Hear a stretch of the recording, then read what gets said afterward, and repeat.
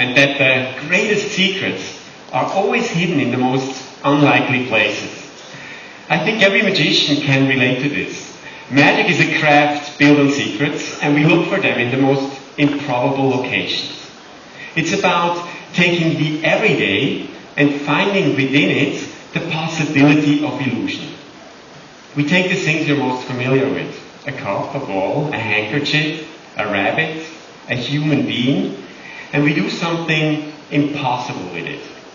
Because we are always looking for the magic, we develop a different way of looking at the world. We are obsessively curious. I cannot go into a hardware store without spending hours picking up those blister-packed items off the rack and wondering what else I could do with them. Now, I'm not interested in hammering nails or sawing wood, and I have no idea what these items would do in the real world. But I can see endless possibilities for them in the magic world. It's something magicians have in common with hackers. We can't help but look beyond the ordinary function of an object to discover its hidden attributes. For magicians, the world is like the Matrix, where surface familiarity hides a far more interesting domain, where objects and ideas can be twisted, morphed, manipulated to accomplish things they were never designed to do. This undermining of audience expectation is how magicians design tricks. It's how ladies are sawn in half, elephants made to disappear, and bullets caught between the teeth. The way in which reality can be sabotaged to produce an unexpected illusion are the secrets of magic. Now, many of the things that are considered magic hundreds of years ago are still considered magic today. That's why the classics of magic are still being performed. The cut and restored rope, the Chinese linking rings. Those age-old tricks defy the fundamental laws of nature, and those laws do not change. Now, it's possible that one day science will make self-healing ropes or metal rings that can pass through each other. Science will make real what once was considered magic. Which is why magicians must always stay ahead of the reality curve. So to me, magic is about making possible today what science will make a reality tomorrow. We prototype the future. Now, more than a century ago, stage magicians showed their audiences things that were impossible at that time. Robots, wireless power, computers, interactive screens. What once was considered magic is now reality. Today we have devices in our lives that would have been considered magical not too many years ago.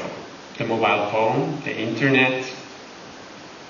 The question is, how does the magician add a layer of illusion to an object that has already magical properties of its own?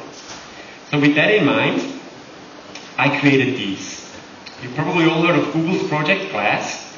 It's new technology. When you look through them, you see the world augmented with data. Name of places, monuments, buildings, maybe one day even the names of the people that pass us on the street. So these are my illusion glasses. They're not Google Glass, exactly. Thank you, Google, for not getting me into the developers program early on. So to demonstrate this, all I need is a playing card.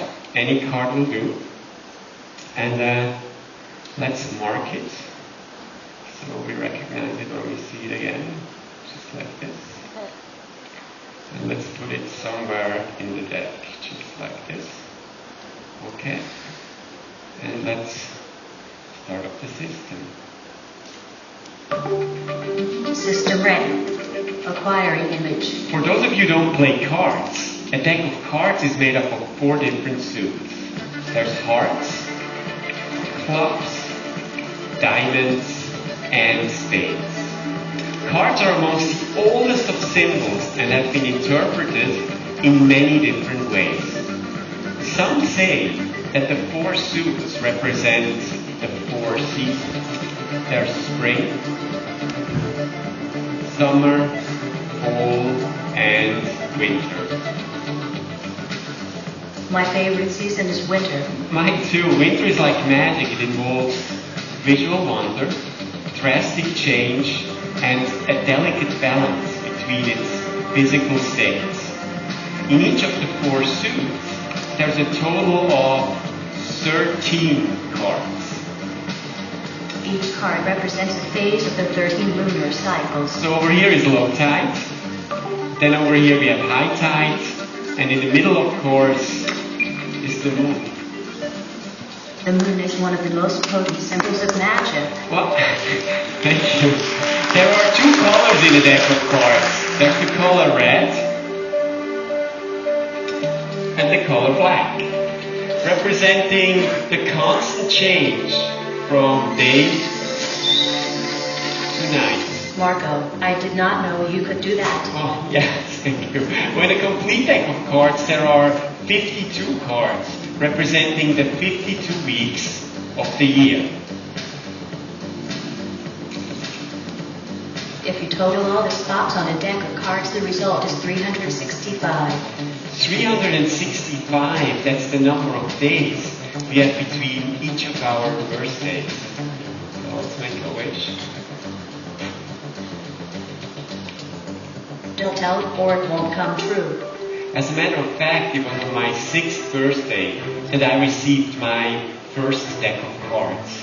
And ever since that day, I travel around the world entertaining boys and girls, men and women, husbands and wives, even kings and queens.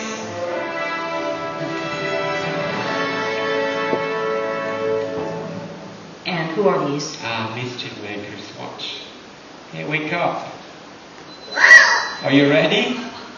Let me see what you got. Presenting my birthday. Be careful.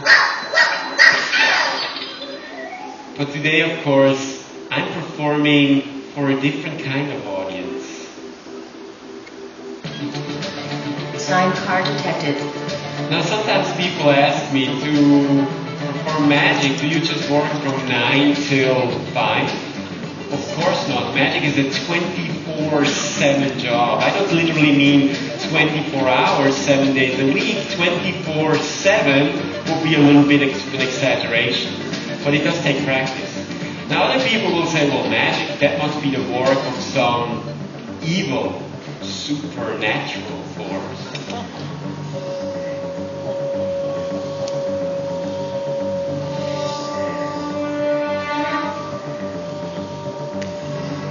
To this, I just say, no. Okay, in German it's 9-9. Magic isn't really that intense. I have to warn you though, if you ever play with somebody who deals cards like this, don't play for money. Why not? That's a very good hand. The odds of getting it are 4,165 to 1. That's true, but I think my hand is better. I guess we beat the odds. I think you got your birthday wish. And that leaves me with the last and most important card of all. And unlike anything you've just seen, virtual or not, Signed card this is detected. without a question the real thing.